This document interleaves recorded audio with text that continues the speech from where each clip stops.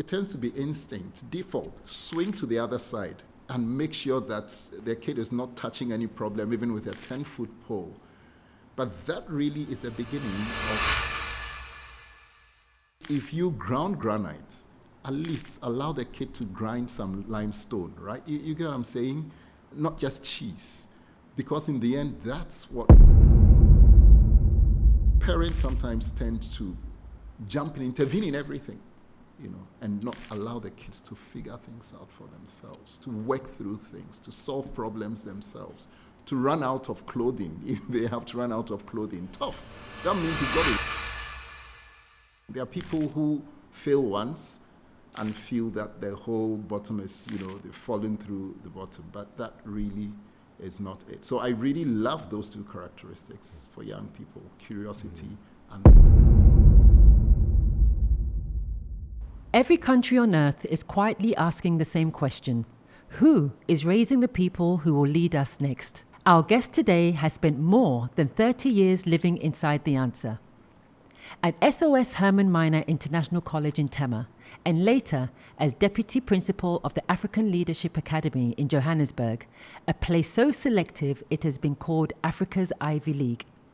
Michael Gyampo has stood at the doorway through which thousands of this continent's most promising young people have passed on their way to becoming adults.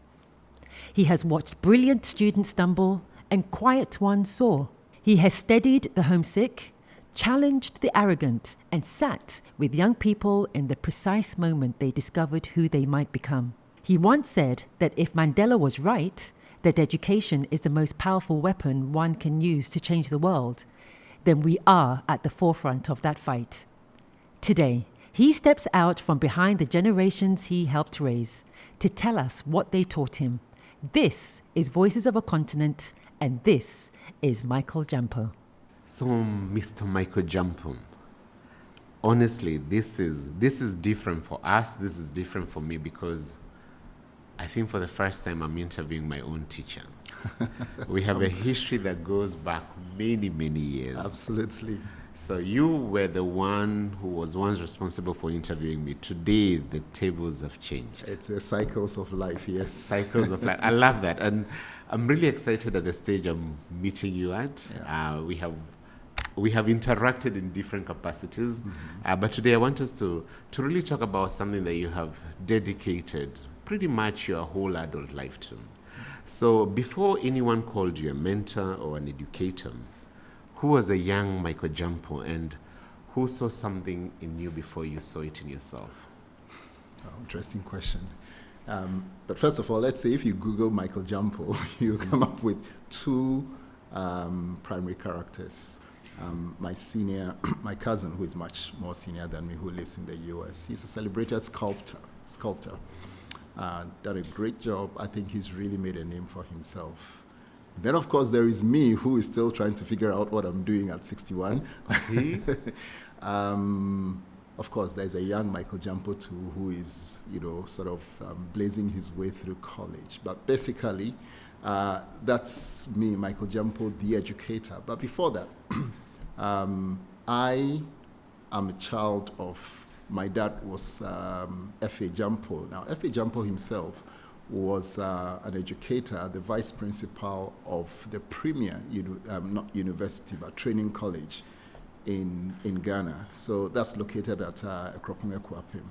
So I literally was born on a campus, and I lived on a campus for pretty much all the first parts of my life.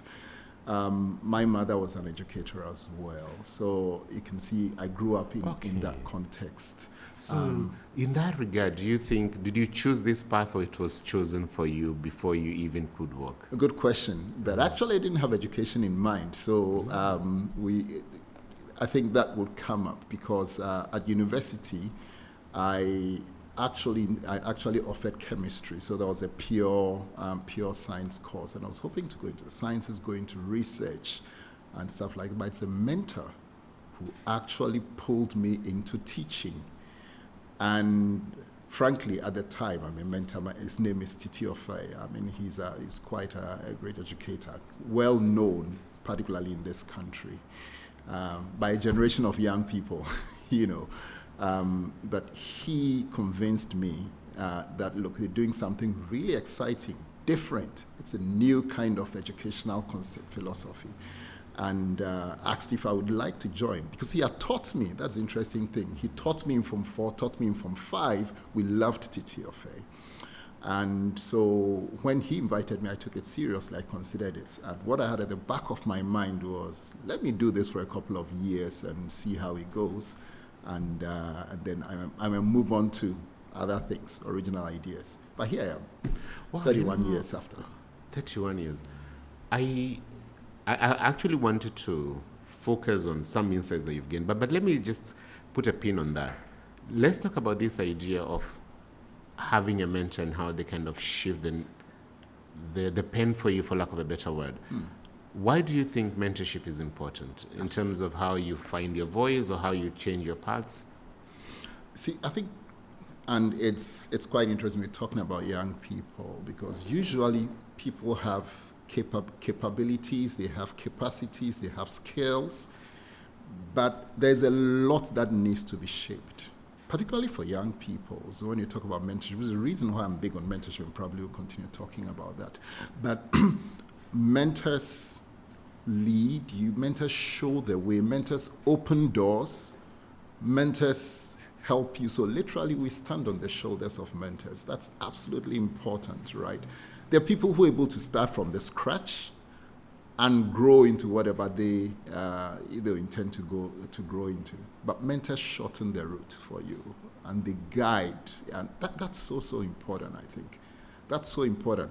I've been doing a series of writings, and I remember in one of the writings, I did say that every young person, if it were ever possible, would need a mentor.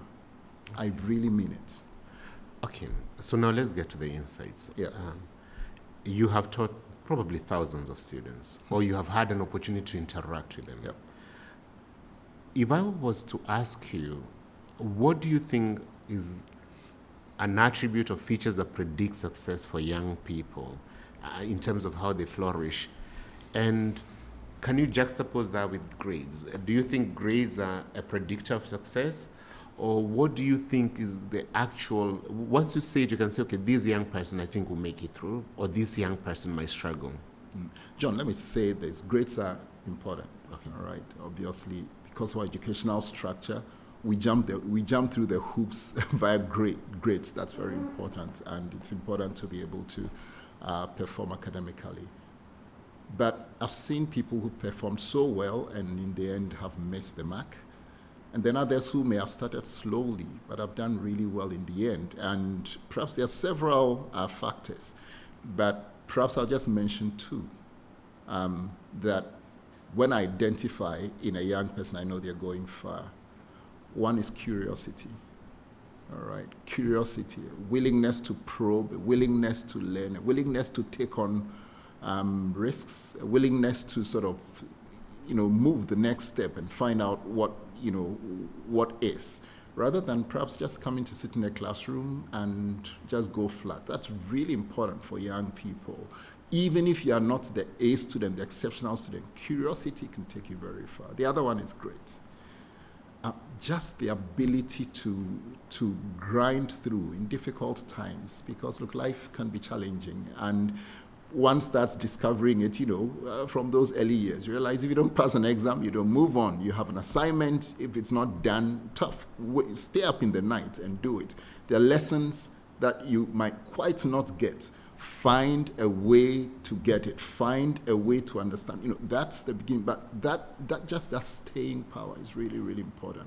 Because really, this whole journey, this whole thing it's rather than saying a sprint, it's like a long distance race, and you do need that grit, that tenacity to keep going. And there are people who fail once and feel that the whole bottom is, they've fallen through the bottom, but that really is not it. So I really love those two characteristics for young people, curiosity, and then sort of that ability to come at it again and again and again.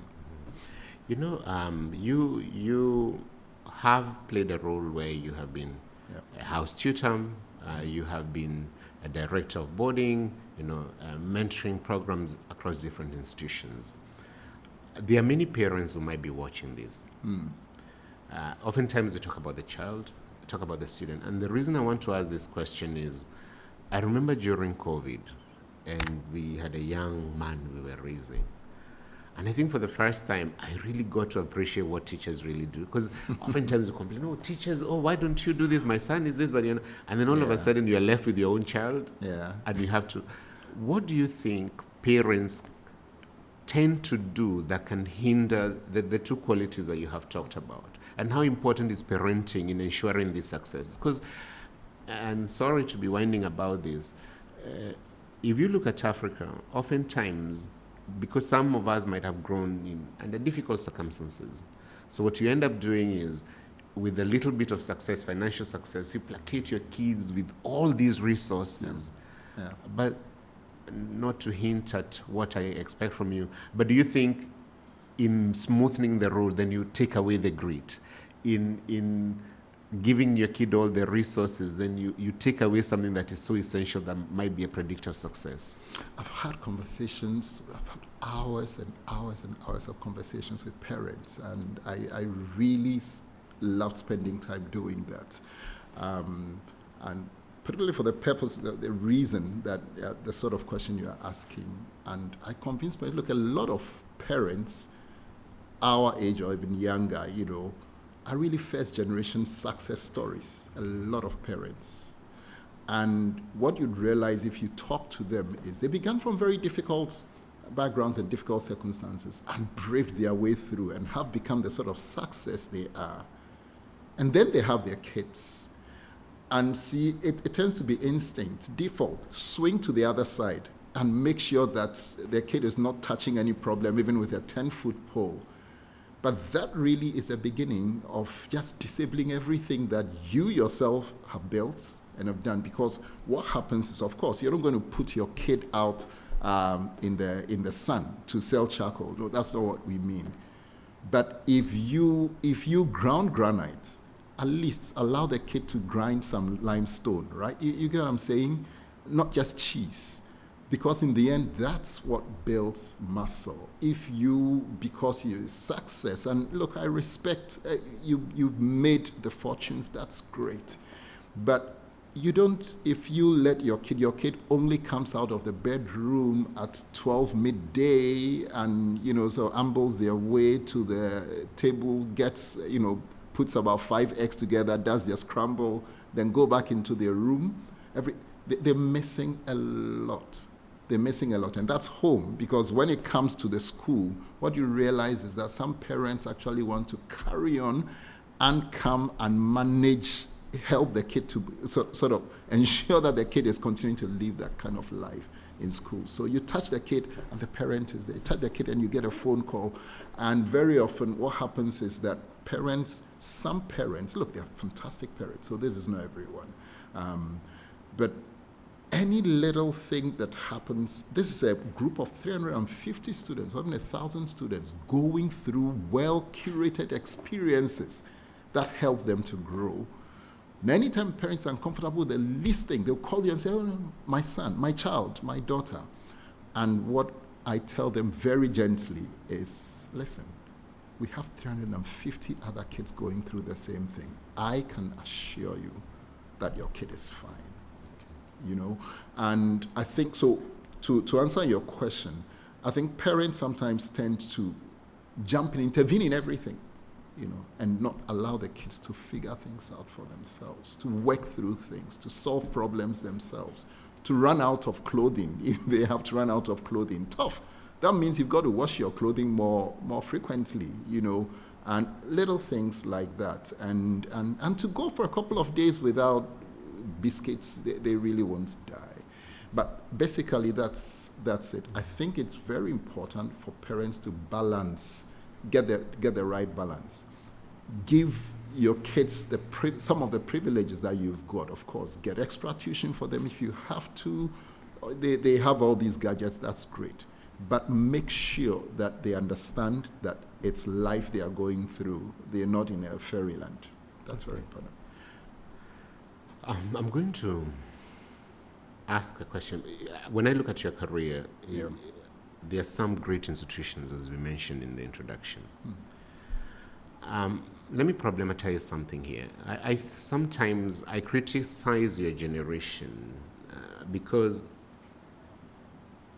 I think you were the biggest beneficiaries of the public school system. Whether it's the Achimotas, the Amfatsipim, whether you're looking at Kenya, Zimbabwe, wherever it was. Yeah. And yet your generation has almost witnessed these public institutions that created you go ahead and, not become the institution. So you have a lot of institutions in Ghana that are not, they talk of the great days.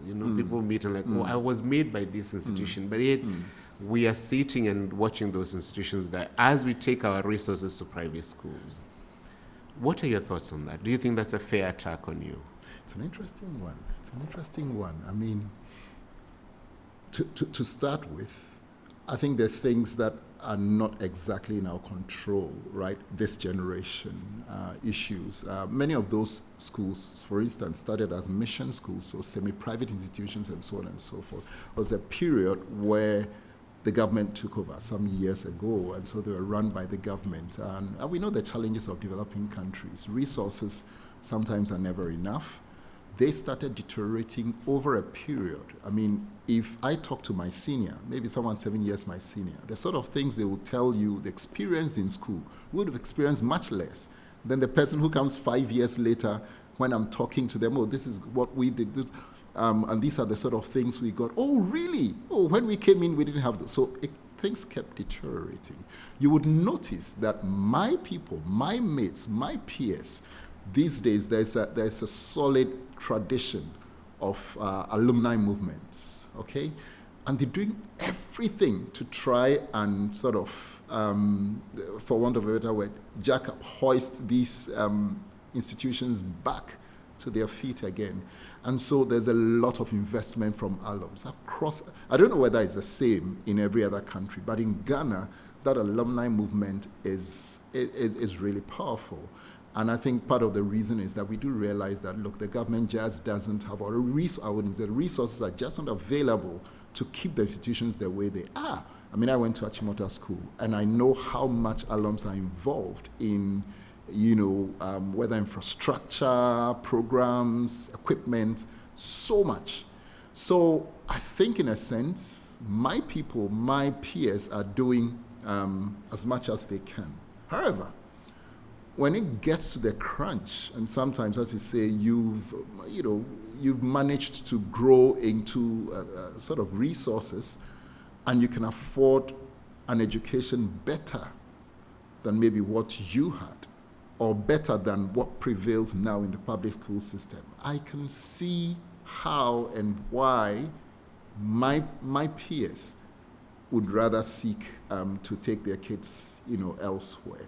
Some of them still keep them back in the schools, but we know the challenges that we face. And so I'll say it's not entirely our fault. I think my people do as much as they can, about this. Okay, then thank you. I think that's a fair assessment. So let's get back to this idea, because I can see the audience really saying, I want a blueprint for success. And of course, we know it depends on your context or your values, whatever it is that you believe in. Yeah. But can you think of a student in your life who you saw and you almost immediately knew, without even having marked a paper, that this child would do extraordinary things? Yeah. And what do you think was the thing that gave it away for you? It's sometimes a tricky thing to sort of just lay down and say, this person is almost 100% guaranteed success. But I look at, I'm thinking about some former students of mine, like, Joseph. I'm thinking of one young man, Joseph, who's done amazingly well. Joseph came from a refugee camp, basically, and came from very difficult circumstances. He tells his story, sort of things he had experienced. Even at my age, I had not experienced half of it. Now, when Joseph came to school, you could see he was a very mature young man. He came in knowing that, slightly older than the others, but mature, humble, very focused. And Joseph knew what opportunities he had. He was very much aware of what opportunities he had, and he was so willing to work at them. So he had a little bit more vision than the average young person. He was wise.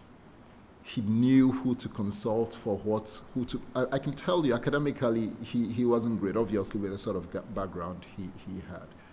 But the opportunities started coming because of the sort of personality he had and because of the kind of character he had.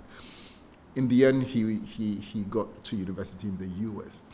At the moment, Joseph is just doing amazingly well. And I think I can put it down to a couple of, and I've mentioned some of them. He was already very mature when he came in. He kind of understood exactly what he was on about. He was ready to take his opportunities, and he was very focused.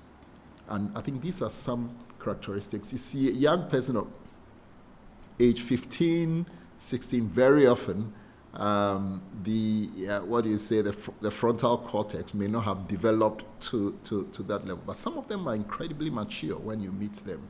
And you can see that they're already settled and that focus. So apart from academics, I think these are some of the things that really help you predict, look, this person is likely to go far.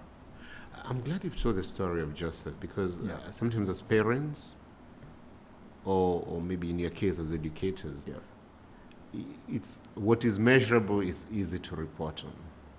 And so I can see sometimes students or young people feeling that because I'm unable to attain these grades, that means my life is over.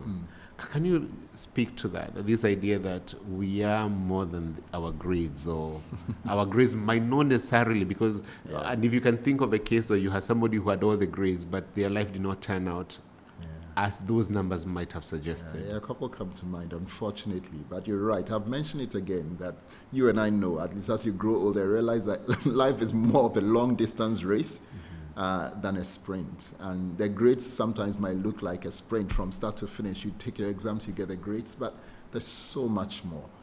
I think the important thing is to just grind through and make sure you get through and you pass. If you're not academically great at all, you don't have to give up, because there's so much more out there, all right? And I think to your question, yes, there have been a couple of students that, particularly students who came through my hands, who were brilliant. I'm thinking of one right now, but you could see he just lacked focus. I'm thinking of a range of things. This same thing, mentorship again, because this guy comes at the start of their tenure in school, and they're doing so well, but who is asking them the difficult questions? They get in class, and the first exams, they're doing well, and so, okay, everybody takes their eyes off them, okay? If they don't have parents who are also tracking them, if they don't have teachers who are also tracking them, things can easily go south, because young people are young people. And it's this particular student I'm thinking of. Let's call him John. But eventually, John. No, I could be. That name just popped into my head. Sorry, interesting. Well, let's call him Sammy. I'm a warning story. Let's call him Sammy. Yeah. But I started getting worried about him after observing him for about 2 years. I remember I spoke to parents. Dad was a very busy businessman. I say a lot about family, and they had the money, but the question was who was actually tracking this kid and making sure that they stayed on course. In the end, I think sad to say, because I've seen him actually 10 years or so. He's not turned out well at all. He's not turned out well. He didn't take the right decisions. He took very, very poor decisions, and then there was no one actually holding him up to. And I think this is everything we're talking about today. So let's revisit that, because I have this thesis, which I think is a problematic one, but correct it. Yeah. At a certain income bracket in this country or on this continent, it's almost impossible to be present. So if you're paying certain school fees, you can't show up at 4. So, and I don't know if this is true for countries, but a lot of children are being raised by maybe their house helps, maybe uncles. And so how can parents balance the checkbook but also their presence? Because the kid, I was talking to somebody from Germany, and they said he had all the money, the child had all the money, but there was poverty when it came to love. And the story does not end well. But what do you say to that parent who has everything financially, but they just don't have the time to be there? It's like, I'm working so hard so you can afford all these opportunities. But at that time, when you're a teenager, you're trying to figure out your life, your parents are not there for you. I'll just use, I'll just use my family as an example, and then I can answer that question. So particularly when we moved to South Africa, we became a single income family, all right? Because that system, it was very difficult for my wife to integrate, even though she was working here before she went in. So for the period of the 12 years we were in South Africa, we were a single income family, and I'm a teacher, you know. So in terms of the purse, there wasn't much depth in it. But what we realized, and sometimes on hindsight, what we realized was, particularly also because we were out of Ghana, things like weekends. In Ghana, weekends are very busy. Yes. Very, very busy. I'm telling you, it's all funerals. And then probably every now busier, and then, probably busier than the the weekday, weekend, you know. And there is this social event and that social event. And sometimes we just quietly watch parents jumping from one thing to the other. And the question I ask myself is, what's happening at home? And that's not in a judgmental way, right? Because we have gone through it, okay? And definitely we are not perfect by any means.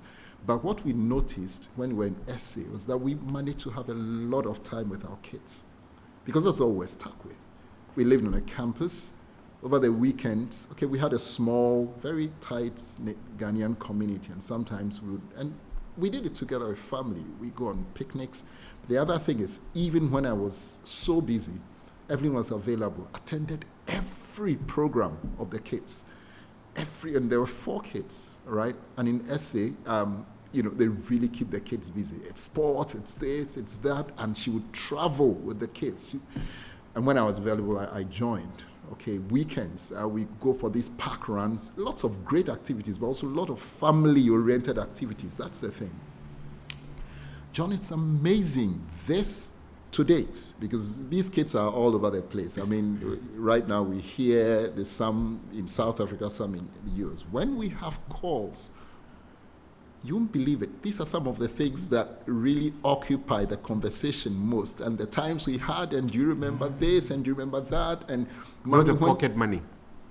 When you're on the way to school and remember scolding X because, you know, she, you know, all sorts of things. But these conversations continue because they've come to mean so much to the kids. The other thing is, I think as much as we have been able to, or as much as possible, we've been able to transmit or transfer, I should say, what we consider to be our core values to them, because we spend so much time together, you know.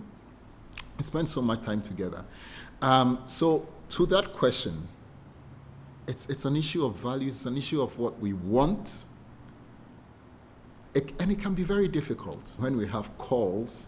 There are lots of those that naturally come in. They sort of just naturally flow, and lessons that were learned now in hindsight. And sometimes those times, you know, they quite didn't like, why is mommy doing this, why is daddy doing that?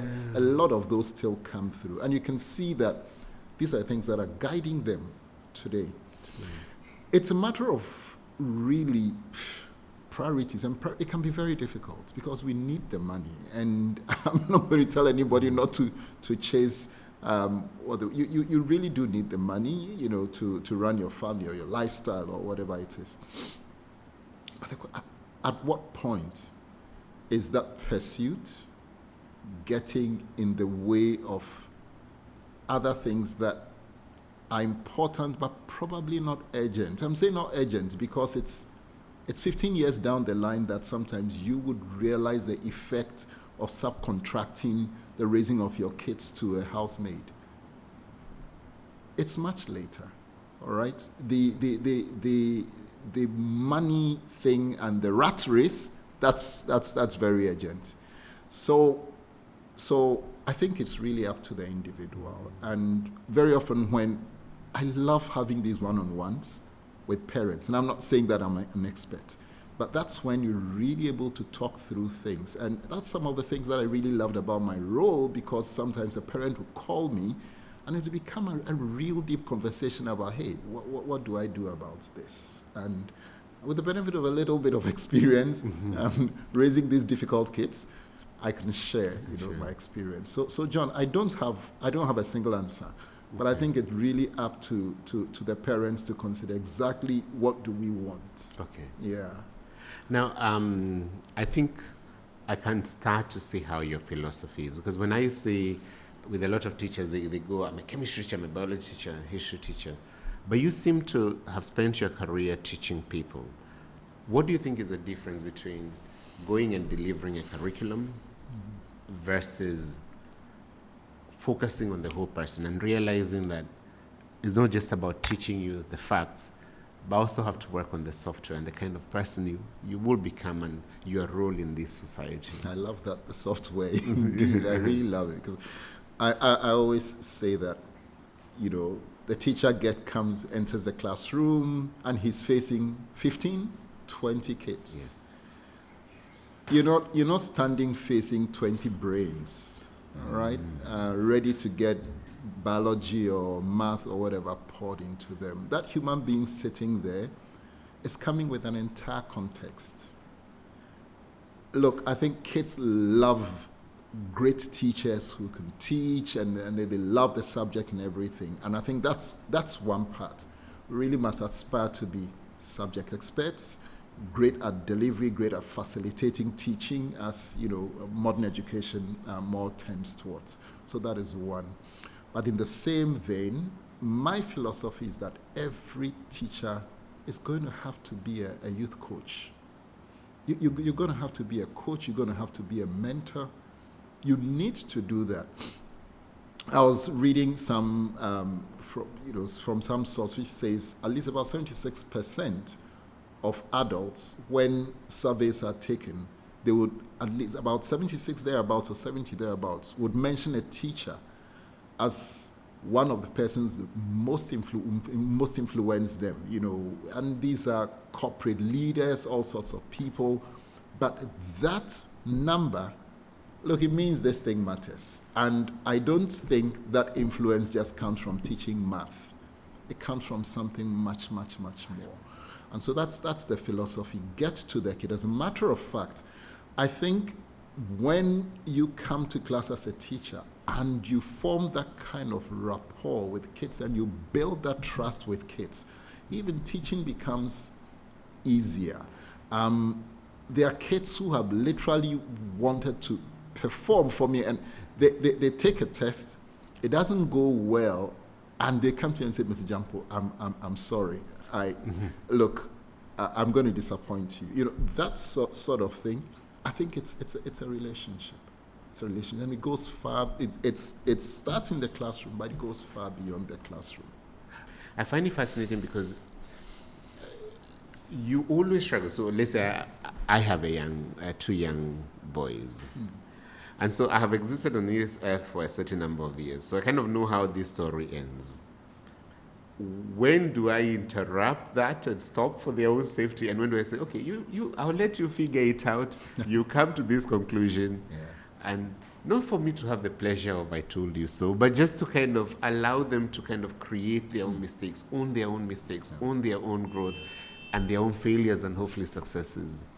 Again, like many things, it's a balance. Okay. It's a balance, really, on a case-by-case basis. Obviously, if a toddler is ambling towards fire, you don't wait for it to fall in the fire first. But sometimes, and like, no, I want to get this. You give some pocket money, and you advise, look, make sure you save X, you do this, and they come and say, Daddy, it's finished. Well, then you're going to have to go 2 weeks without money. Obviously, I'm taking you to school and back. No, that's not difficult. But all the little snacks, well, you just forgo the snacks for a while. It won't kill you. So little things like that. You want the child to learn to earn. Every day coming to you and say, oh, Daddy, look, I'll give you this amount. I'll give you some money, but go mow the lawn. Okay. Go mow the lawn. I don't know how to mow them, but the gardener, no. Learn how to create value. Work together with the gardener. I don't mind sending my... Look, we've had mates all through our lives, but that doesn't mean our kids don't wash their dishes. They will wash their dishes, right? Those little things. Or wake up and do your bed and things like that. So there obviously is a balance. You still have to participate in this family infrastructure. You should. You are not exempted. You You're should, not going absolutely. And I've seen examples of kids, and again, speaking respectfully, because I don't know the context, and so I have to be respectful about this. But when I was house tutor, right, there were kids who came, 14 years, 15 years, who had no clue how to dress a bed. Absolutely no clue. And so some of those little things that we made kids do in boarding was great, because they would leave now learning how to do a garden, no matter how ugly the garden is. But it is. Yeah. They've dug their own garden, and they've seen their, they've broken twigs and put them in, and seen the thing come up. That's something you've got to learn to do. You know, Mr. Gyampo, sometimes across different generations, we have different problems. Yeah. Do you think sometimes we lack empathy with what young people have to contend with? Because now a child in Nairobi or a crowd Johannesburg, they also are consuming what is happening around the world. Right. So for you, how does a parent demand excellence from their own world, from their own child, without manufacturing a sense of anxiety? Because sometimes we dismiss this in like, oh, my friend, tough it out, or, you lack grit. But there's a fragility there that if you don't take care, you can easily, in an attempt to build somebody, you end up completely destroying them. True. I think I'll put it this way. There are times when we have to go tough on our kids. So here is my advice: build trust. Okay. It's like an investment. When you're totally ignoring the dude, and the first you come up is when you get, hey, you must get this and get. It always sounds very transactional. Okay. It always sounds transactional. But when you have always been there and you've supported and you've worked alongside with them, and then you say, hey, look, here is the target. You are going to meet it. We are going to meet it. And the kid immediately knows that you are there supporting, and it's in good faith. My wife always says it. If she met a kid on the street and she just spanked the kid, like, the kid will, what are you doing? But if she took her own child and say, hey, look, don't be silly, and she gave the child a slap on their wrist, of course the child knows this is my mom. Even if he cried, he knows it's my mom. He might cry, he might throw a tantrum, but that doesn't break the relationship. I think that's really key. The investment you make, it's like you almost earning. Let me be careful about this. I've heard teachers, practitioners, a lot, always complaining that, oh, this kid is entitled, that kid is entitled. So there is that sense of entitlement as well. But sometimes I think we've got to be very careful how we bandy about that term entitled. And sometimes it may be the case that we really don't understand what is going on. Yes, there are kids that are entitled, and if they're entitled, then tough, we've got to work on them. But I think it's back to it. When you have made the right level of investment in a child, it's much easier to make demands. Okay. It is. Now, you have worked across the continent. After everything that you have seen, are you optimistic about this continent? And what do you think young Africans have that the world tends to underestimate? It's an interesting question. Yes, very optimistic. As long as we have people, as long as we have the human resource. Look, it's a very challenging, the continent has its own challenges, right? But you definitely can give up hope. You've got to keep trying. When you started, I talked about students, young people with grit. you've just got to keep going, and you've got to keep persisting. But yes, I think one of the things that I can mention is that our people are very resourceful. Look, I've seen the likes of the Fred Sonicas rising right to the top, the Patrick Ewers and things like. We do have very, very resourceful people, and they can pull a lot out of, whatever you give them. The young man I was talking about, Joseph, it's amazing what he's doing right now in the U.S., running a whole wing of the MasterCard program and in Africa and so on and so forth. So we do have young people who are very intelligent and who are very resourceful. Given the same kind of opportunities that others have, they can outdo a lot of people. Very often it's the opportunities, the environment. So I have that confidence that we're able to match anyone else anywhere. I think we've really got to focus. So I'll put that to this. That's the reason why education matters so much. Because the young people here on this continent are not different from the young people anywhere else. I think it's the way we resource them, it's the way we enable them.